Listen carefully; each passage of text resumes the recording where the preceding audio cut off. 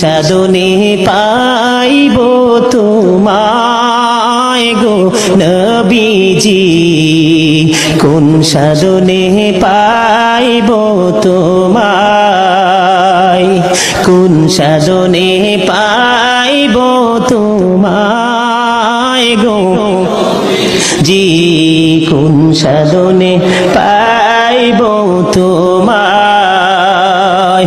ও নবী রাখালি আর বেশে